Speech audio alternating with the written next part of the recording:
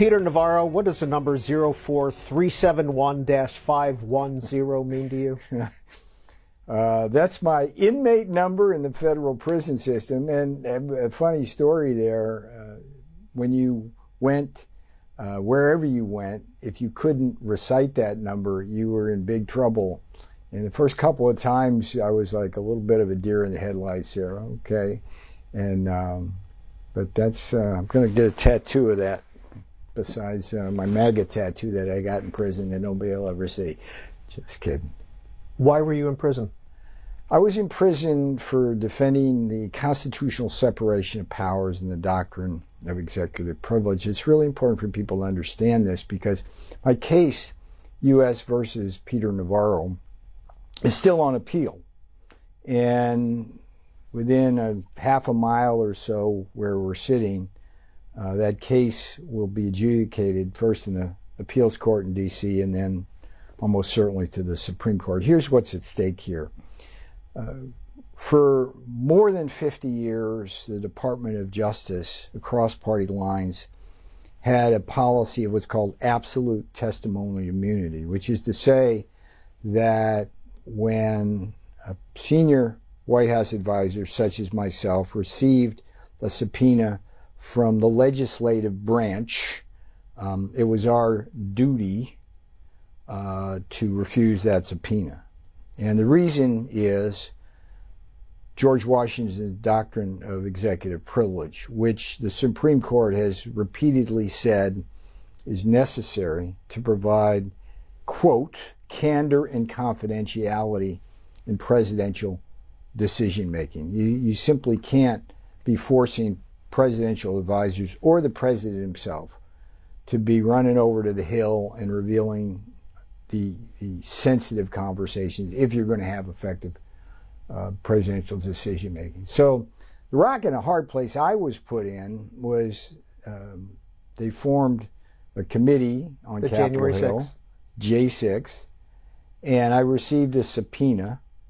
And I had been in the administration. I'm one of only 3 White House advisors in the Trump administration who served the whole 4 years, which is kind of interesting in and of itself. But it's relevant here because I saw close to a dozen of my compadres get subpoenas while we were in the first term, and every time they refused, every time the White House legal counsel, Pat Cipollone, would write a letter which would come through the Justice Department saying, we are refusing the subpoenas on the grounds of executive privilege, absolute testimonial immunity. So I was trained and learned that it was my duty to do exactly what I did. But it's an impossible position to be put in because you have to basically put yourself at risk of prison, up to 2 years in prison, or you go and disobey your oath of office and testify. Now, what happened in my case is extraordinary. I'm the first person that was ever prosecuted for this, first one certainly ever convicted of it. And everybody who was responsible on my long road to prison was of the Democrat Party. It started with a House majority vote on party lines to hold me in contempt. It went to the Justice Department, Merrick Garland, Matt Graves, Elizabeth Lloyd, John Crabb. Those were the individuals, all Democrats. It went to a Democrat-appointed judge, Amit Mehta, and in D.C., if you're going to have a jury, it's all Democrat by the way they draw from the jury pool.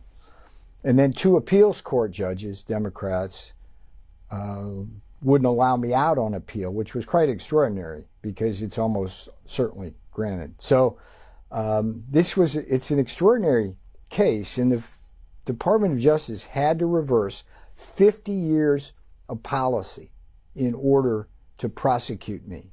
And if I lose that appeal, sir, every senior White House advisor going forward, whether they're Democrat or Republican, will have to face the same Hobson's choice I did. Obey your oath of office, maybe go to prison, or bend the knee to the legislative branch and dishonor your oath of office and destroy executive privilege. You were convicted on 2 contempts of Congress charges, correct? By ignoring, does that mean you ignored 2 subpoenas? I didn't ignore them. I got them, and I said executive privilege. I cannot come because of executive privilege. Now, the other thing that's extraordinary here is, and this is part of my appeal, what I did repeatedly was say, look, I'm happy to come talk to you. All you have to do is go to President Trump and ask him to waive the privilege. I said that repeatedly to the J6 committee. I said that repeatedly to Elizabeth Alloy, John Crabb, and Garland and Graves once they began moving towards indicting me. And not a single time, sir, not a single time did they go to the president and ask him to waive the privilege. And that in itself was criminal. So I had no choice. I took a principled stand, and I spent 4 months of my life in a federal prison away from my fiancée at the age of 74 years old, which is towards the end of one's lifespan. And they took that away from me and my fiancée, because part of the book, I Went to Prison So You Won't Have to, is really a tale about her struggles when I was inside and she was on the outside. The message is simply that families do the time with you. So that's what the Democrats did. They didn't just go after me. They went after her. And to the point of, again, this is documented in, it starts off the I Went to Prison So You Won't Have to. I mean, the first chapter is Bonnie and I going to Reagan Airport. June 3rd, 2022. Going to Reagan Airport on our way to Nashville to do Mike Huckabee's show. One of the happiest days of our relationship. We were having a great time. We walk in the gangway, closes behind me. I see in front of me this FBI agent, Walter Giordina. He's got 4 other armed FBI agents. And I wind up in leg irons and handcuffs. She winds up getting perp walked. At Reagan National Airport. Unforgivable. Because literally 2 days before I had reached out to them and said, hey, look, if you need me, just call me. I want to, there's got to be a modus vivendi here. Would you just call the president? Modus vivendi? A way of solving what you need and what I have a responsibility for. I literally used that term in the note that I sent. They look, and the funny thing about it is, I mean, you're a Washingtonian. I literally live at the time across the street from the FBI. From my window, I could see right into their windows. I was a field goal kicker back in the day here in the D.C. area at BCC. I could kick a field goal and hit their balcony, right? They could have called me. They didn't. So this was, I mean, people watching this need to understand that this was politics. It was lawfare, which is the weaponization of our justice system.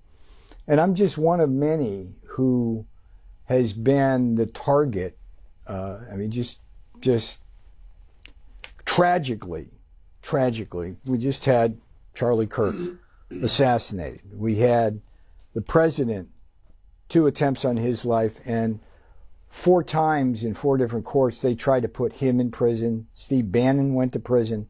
It was all partisan as a way of harming us in one way. And I was with Rudy Giuliani just a few days ago at 9/11 for the reading of the names, which they do every year.